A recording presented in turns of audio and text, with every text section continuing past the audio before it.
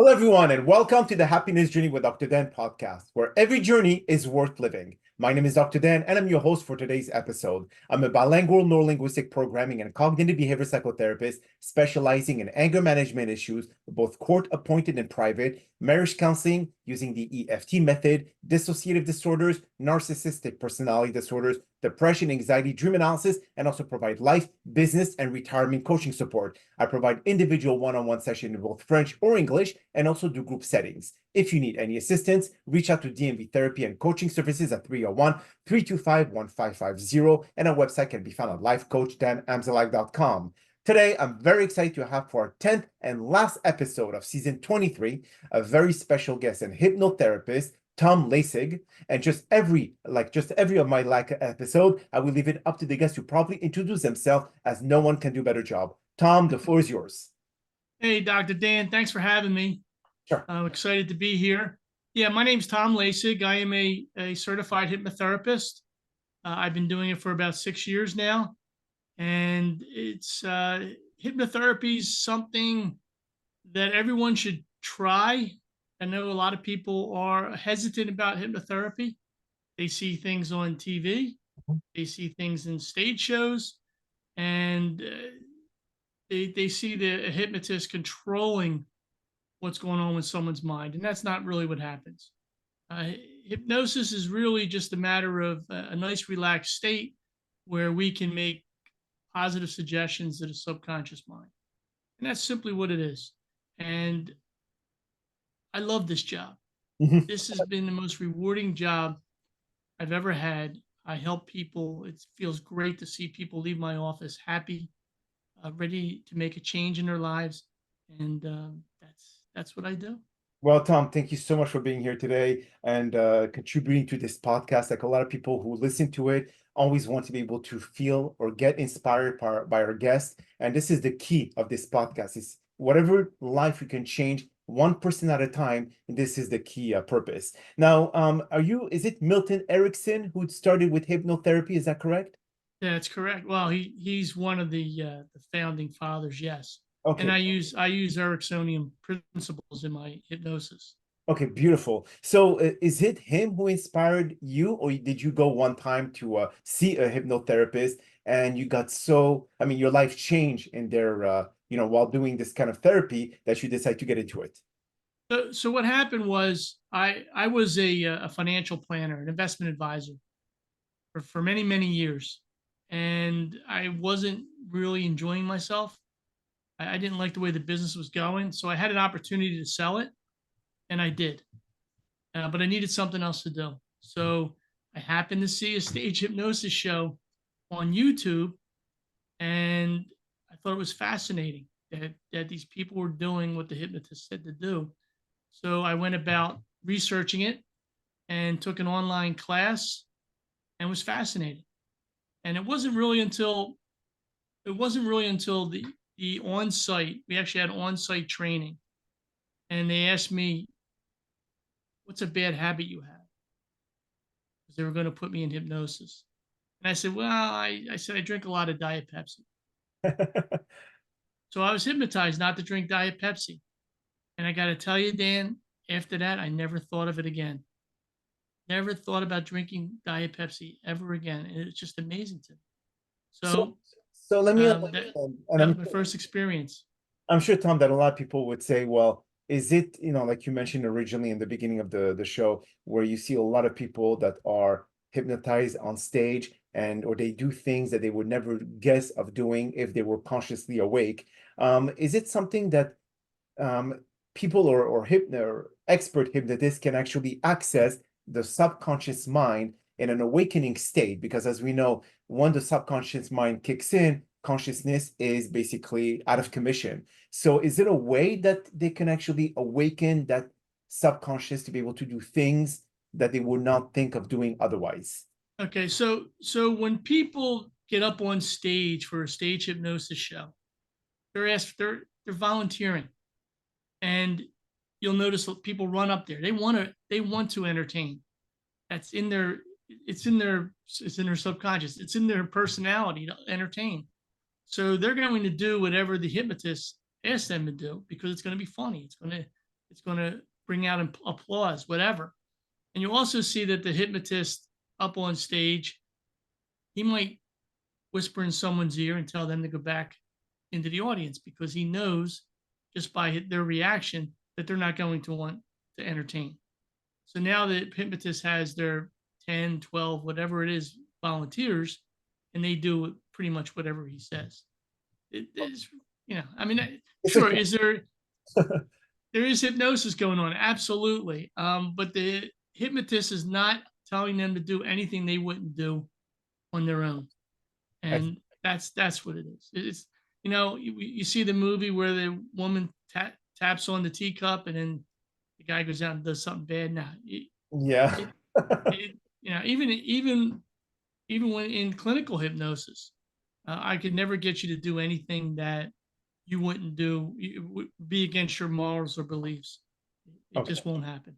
But then again, when you truly get into that trance, Tom, it takes a while to be able to relax. There's some breathing technique that the expert hypnotist does during the session, where the person calmly get into that trance where they basically allow themselves to sleep, but yet still can be awakened by any sound or any kind of movement. Now, but those on stage, if you look at all those shows, they get into that trance in a like New York second. So this is a sign to know that this is staged, literally, figuratively, and everything else. So do you think that the real hypnosis is when you bring that person into a mindset where they will kind of allow themselves to be hypnotized, because you have to allow yourself to be hypnotized, and then trust the hypnotist well enough to get into that subconscious mind to be able to get rid of some of old habits that needs to be broken?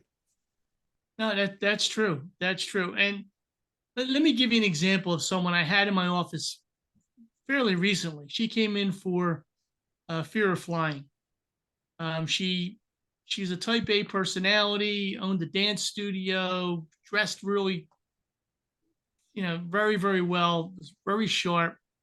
And she came into my office, and after the hypnosis, after I woke her, well, you don't really wake, but after the hypnosis was over, she goes, "I knew it." I said, "What do you mean?" "I knew I couldn't be hypnotized." I said, "What are you talking about?" "I knew I'm a type A personality. I knew I was not going to be able to be hypnotized." And I'm thinking, oh, geez, I got 2 more sessions with her. What am I going to do about that?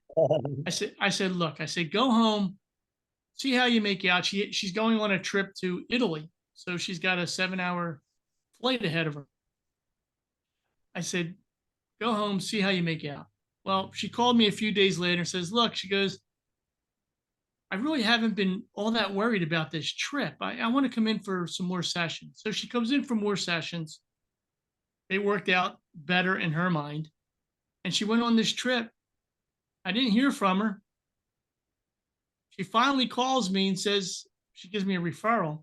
And she goes, well, we had such a lovely time in Italy. The airplane rides were no problem whatsoever. And I told my husband, let's go to Florida, go visit our kids. And he looked at her like, you want to fly? She goes, it's not a problem. Simple as that. I mean, she didn't think she was hypnotized, but the suggestions got to her subconscious mind, were imprinted into her subconscious mind, and she lost that fear of flying. But then so if already in the beginning, after your first session, she told you that it didn't work with her, how didn't she make the correlation that after she flew to go to Italy, she didn't make the connection between your therapy and her fear of flying being gone? So how did she not make someone who's that smart should have made the direct correlation that after a session it actually did work, versus her saying that, oh no, I'm not, it's impossible to hypnotize me? She's flying, so she lost that fear. How it happened is not all that important. It just happened. That's what's important.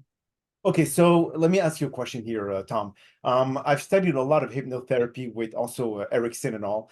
And when you I mean, some people say that self-hypnosis is done when you listen to guided the self-affirmation, whatever it is. You allow positivity to go into your mind. You could do it either in the morning, afternoon, and evening, whatever it is. But it is said that the best time to do self-hypnosis is when you're about to go to sleep, where the subconscious mind is about to open while consciousness is supposed to close. And then this is where you hear those self-guided meditation, whatever it is, to be able to bring in positive affirmation to your life, whatever bad habits you want to get rid of. So when it is the best time to get hypnotized by any, from either a hypnotist or by yourself? Is there a Yeah. special time in the morning, afternoon, night that you'll be able to benefit the most from hypnotists? Well, what you're talking about before you go to sleep is your mind's going through different levels of brain activity, right? You go from beta, which is what we're talking about right now. You go into alpha, which is you're driving your car and everything's working without you thinking about it.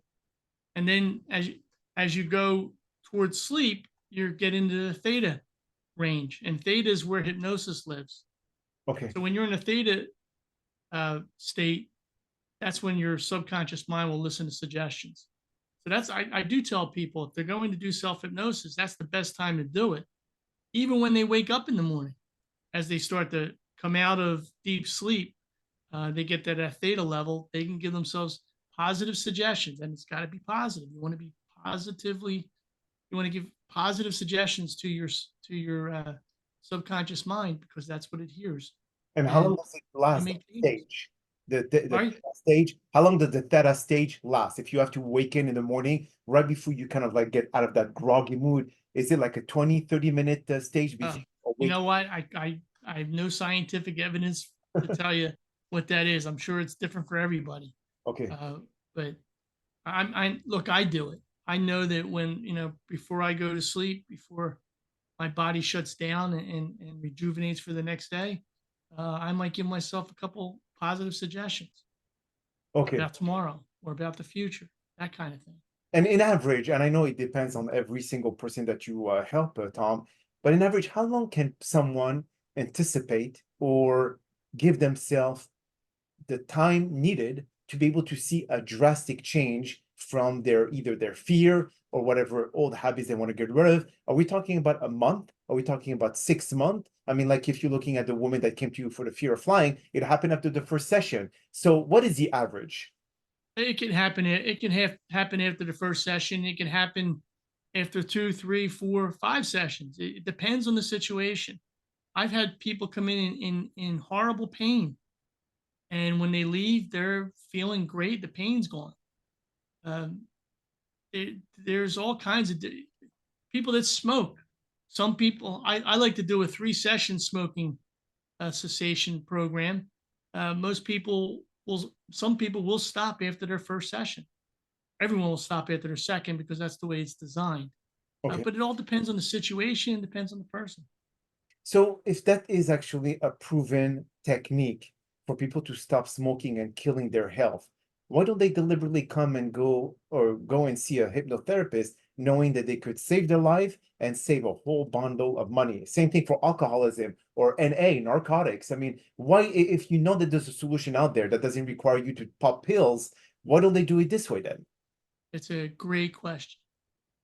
I do a lot of marketing on Facebook for smokers, specifically for smokers, and I visit their support groups out there on Facebook, and everyone takes the easy way out. They try doing nicotine patches. They're going to chew some gum, and they never stop smoking.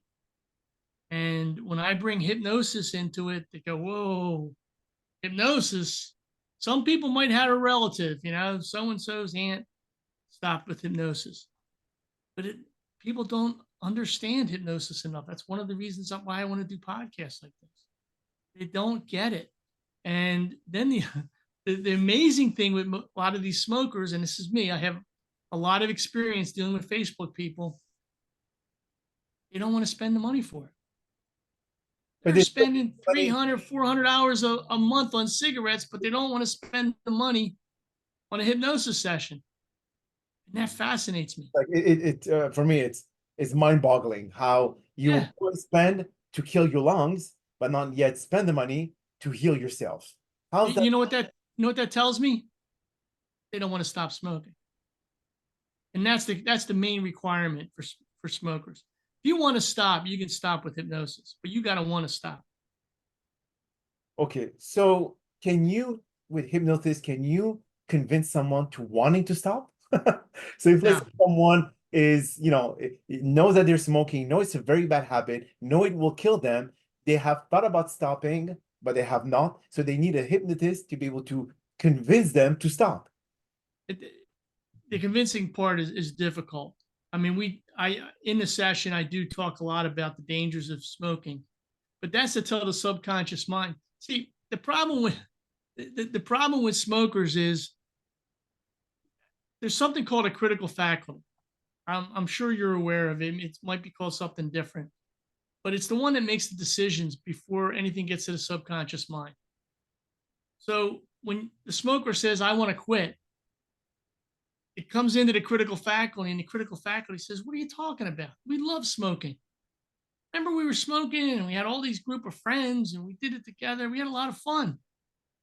So it doesn't understand that it's damaging the person's health. Mhm. So in hypnosis, we move that critical faculty. That is what hypnosis is. It's the moving of the critical faculty out of the way, and we make suggestions right to the subconscious mind. The subconscious mind understands. Now the two minds are together, and the person stops smoking. I see. But then again, Fascinating. if they know that by smoking, they lessen their capability to be able to even be active because of their lung capacity, not able to breathe properly when they go up the stairs of like, go up any stairs or whatever it is. So isn't that incentive enough for them to say enough is enough because I need to get back my energy, I need to get back my breathing normally and so on and so forth. So when will they ever learn that enough is enough of how much damage they do to their health and then start awakening and realize that, hey, I need to take action immediately? Why isn't the Right. subconscious mind and the subconscious mind is the most powerful mind ever? Why doesn't like start giving the right advice? I mean, kind of like that voice inside you telling you, hey, enough is enough. Yeah. Well, it's because for all those years they enjoyed smoking. I mean, you're talking, some people smoking for 30, 40, 50 years. It's a habit. It's automatic. It's unconscious, right? They wake up in the morning. What's the first thing they do? They have a cigarette. When they have a cup of coffee, what do? They light up a cigarette. Yeah, you have the same habits. I mean, it doesn't involve cigarettes, but I'm sure you do the same things often enough during the day. It's the same thing with a cigarette smoker. It's part of their life. And that's why we use hypnosis to change those habits, I see. to get rid of the connection between smoking and then drinking a cup of coffee. I That's see. what hypnosis does. So then, isn't it the best way that if you connect coffee with a cigarette, so if you do not drink coffee, does it mean that you do not need to have a cigarette? So is there some connection that you could create by giving them or telling them that maybe coffee is the first indicator or the first prompt for you to be able to lit a cigarette? So do you have to get rid of two addiction, which is coffee and cigarette? I mean, there's coffee and addiction. That's a topic for another time, but coffee's a habit, right? Try getting someone to give up their coffee. It's almost worse than giving up a cigarette. But anyway, yes, if they were to change their routine, they can do this consciously, change their routine and do things that are unusual that they didn't do before. They may stop smoking. They may smoke less, right? Get up in the morning and have a glass of water. Something really silly and stupid, but changing that smoking routine into some other kind of routine, yeah, they might be able to eliminate smoking. Okay, and for a habit that has been, that has been consistent for 30 or 40 years of those who actually smoke cigarette or alcoholism or whatever it is, in average, is there something that someone can immediately get rid of this addiction or this habit and then go back to being healthy, or longer the addiction will take longer to be able to get rid of in terms of the habit? I don't see any correlation between the length of time that they smoked and how quickly they can stop. Oh, so It's there's nothing proven at this point. Okay, it's just a matter of them changing their habit. I see. Just think about some of the habits you have. I Here's a real silly one, and I told this on another podcast. Um, I tend to blow my nose a lot, so I'm always going into my bathroom looking for a tissue, right? And the tissue is always next to the sink. And I've been doing this for years. My wife moved the tissue box, put it over by the toilet. Can't tell you how many times I walked into that bathroom. I went right to the sink to blow my nose, and it's not there. Okay, It took me a couple of weeks to figure it out that it's this has changed. okay, And that's a simplified example for what happens with a smoker. I see. So overall, Tom, in the average human, when it comes to implementing new habits or new new changes in their lives, when they come and see you and they say, okay, my problem is porn addiction, or my problem is sex addiction, or so on and so forth. Obviously, when it comes to the needs of the body, because being intimate with their wife is something essential for a healthy relationship, how can you go and just do the hypnosis good enough to be able to not make them addicted to it, but yet still wanting to? So it's either yes or no. So for example, I'll give you the best one. Let's say someone is hyperthyroidism, okay, suffer from hyperthyroidism. The best way for endocrinologists to be able to get rid of this problem is to be able to put them through radiation. But there could never be enough radiation to be able to level the thyroid, to be able to secrete enough TSH level so the body has like a good functional. So usually from hyper, they go to hypo because they could never really get it accurate. So when it comes to an addiction, such as sex, whatever it is, if they go to you and you hypnotize them, will they not want to have sex anymore? Okay, that's it's all it's look, I'm not getting them to do anything. They're doing it on their own, right? So if they want to continue to have sex, they will continue to have sex. If they want to take I don't even know what the word is, the if they want to solve a problem related to sex, yeah, that's what I'll have them focus on. But it's them making the change. It's not me. No, I know that's for sure. But does hypnotizing them, can it affect them in to put them into the other extreme? Here you go. So if there's from one extreme, can they go to the opposite spectrum? That's the question that I'm just wondering, because there's certain leeway that you could have to get them rid of certain addiction that they have.